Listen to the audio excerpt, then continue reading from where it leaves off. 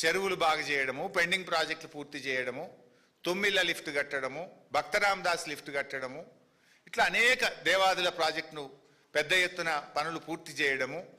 దీనివల్ల 2023-24 నాటికి 2,60,00,000 టన్నుల వరి ధాన్యం పండింది. 2014-15లో మరి అంతా కాంగ్రెసే చేసి ఉంటే 64 లక్షలేమో ఆ రోజు పంట పండింది, 64 లక్షల మెట్రిక్ టన్నులు. మేము దిగిపోయే నాటికి 2,60,00,000 మెట్రిక్ టన్నులు పంట పండింది. మరి ఎట్లా పండింది? ప్రాజెక్టులు కట్టినాం కనుక, చెరువులు బాగు చేసినాం కనుక, లిఫ్ట్ ఇరిగేషన్లు పూర్తి చేసినాం కనుక, నీళ్ళు ఇచ్చినాం కనుక, రైతు బంధు ఇచ్చినాం కనుక, మనము 24 గంటల నాణ్యమైన కరెంట్ ఇచ్చినాం కనుక, సకాలంలో ఎరువులు ఇచ్చినాం కనుక, పండిన పంటను మద్దతు ధర కొన్నాం కనుక, రైతుకు అనేక రకాల మేలు చేసినాం కనుక మరి 68 లక్షల నుంచి 2,60,00,000 మెట్రిక్ టన్నులకు ధాన్యం ఉత్పత్తి పెరిగింది. ఈయన గారు అంటాడు, అంత మేమే చేసినాం, వీళ్ళు ఏం చేయలేదు అంటాడు. అది నోరమ్మోరా. ఇంకా మంచిగా అర్థం చేసుకోవడానికి, 2014-15లో రాష్ట్రం ఏర్పడ్డ మొదటి సంవత్సరము రాష్ట్రంలో సాగు విస్తీర్ణం, వరి సాగు విస్తీర్ణం 34,97,000 ఎకరాలు. 2023-24 నాటికి రాష్ట్రంలో వరి సాగు విస్తీర్ణం మేము దిగిపోయే నాటికి 1,18,00,000 ఎకరాలకు పెరిగింది. మరి ఎట్లా పెరిగింది? 34 లక్షల నుంచి 1,18,00,000 ఎట్లా పెరిగింది? చెప్పు సమాధానము.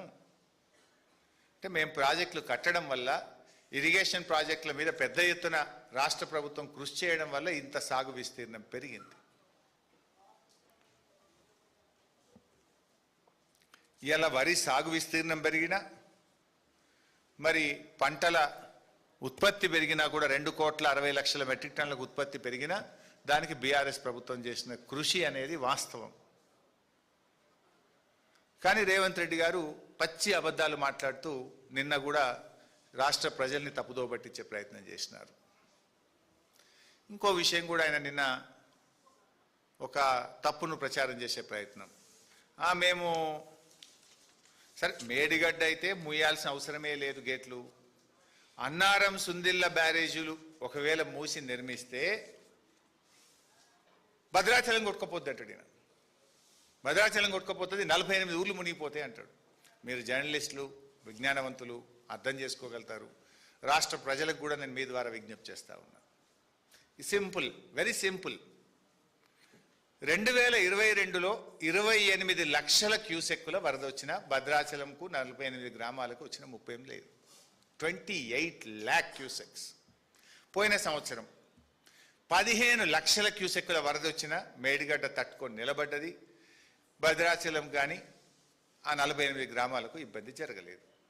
సరే, అన్నారం సుందిల్ల ఎన్ని నీళ్ళు నిలుపుతాము?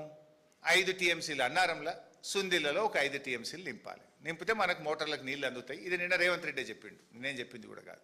అన్నారంలో 5 నింపాలి, గేట్లు ముయ్యకపోతే ఎట్లా నింపుతావు, అవి కిందికి జారుతాయి అన్నాడు. ఇంజనీర్లు, నీ తెలంగాణ నీటిపారుదల శాఖ ఇంజనీర్లు, రిటైర్డ్ ఇంజనీర్లు అందరూ చెప్పే మాట, అన్నారం సుందిల్లా గ్రౌటింగ్ జరిగింది, అవి పటిష్టంగా ఉన్నాయి, వాటికి ఇబ్బంది లేదు. ఇప్పుడు మనకున్న కరువు పరిస్థితుల్లో పర్మనెంట్ రిపేర్స్ చేసుకుంటూనే ఇప్పుడు నీళ్లు ఎత్తచ్చు అని అందరూ చెప్పిన మాట. 5 TMCలు అన్నారం, 5 TMCలు సుందిల్లలో నింపితే 10 TMCలు. 10 TMCలు అంటే ఒక TMCకి 11,000 క్యూసెక్కులు. 10 TMCలు అంటే ఎంత? 1,11,000 క్యూసెక్కులు. 2 బ్యారేజీల్లో ఒకవేళ ఇబ్బంది వచ్చి 2 ఒకేసారి వస్తే కూడా ఎంత పోతాయి కిందికి? 1,11,000 క్యూసెక్కులు పోతాయి. 15 లక్షల క్యూసెక్కుల వరద పోయినసారి వస్తేనే భద్రాచలంకి ఏం కాలేదు. 2022లో 28 లక్షల క్యూసెక్కుల వరద వస్తేనే భద్రాచలంకి ఏం కాలేదు. అన్నారంలో 5, సుందిలలో 5 అంటే 10 TMCలు. 10 TMCలు అంటే 1,11,000 క్యూసెక్కులు. What is the danger for Bhadrachalam? చెవులో పువ్వు పెడుతున్నావు నువ్వు. నీకు నీళ్లు ఏ బుద్ధి కాక తెలంగాణ కేసీఆర్కు ఏడ పేరు వస్తుందో, ఇన్ని రోజులు కాంగ్రెస్ పార్టీ చేసిన ప్రచారం తప్పుడు ప్రచారం అని ప్రజలకు అర్థమవుతుందని నువ్వు మొండి పట్టుదలకు పోయి రాష్ట్రాన్ని ఇబ్బంది పెడుతున్నావు. ఒక బ్యారేజీలో ఇబ్బంది వచ్చినా 5 అంటే 55,000. 2 బ్యారేజీలు ఒకేసారి ఇబ్బంది వచ్చినాయి అనుకుందాం ఒక సెకండ్కు, అట్లా వస్తే కూడా 1,10,000 కదా. కరువు కంటే, ప్రజల కంటే, కరెంటు కంటే ముఖ్యమైనది ఏంటి? రేపు NTPCకి సింగరేణి కరెంటుకు నీళ్లు ఉండని పరిస్థితి అవుతుంది, మంచినీళ్ళకి ఇబ్బంది వస్తుంది.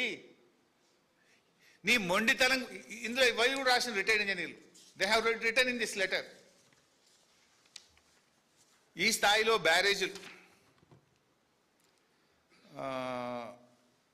అన్నారం సుందిల్ల జలాశయాలు వారి కనిష్ట డ్రాడౌన్ MDDL స్థాయిలో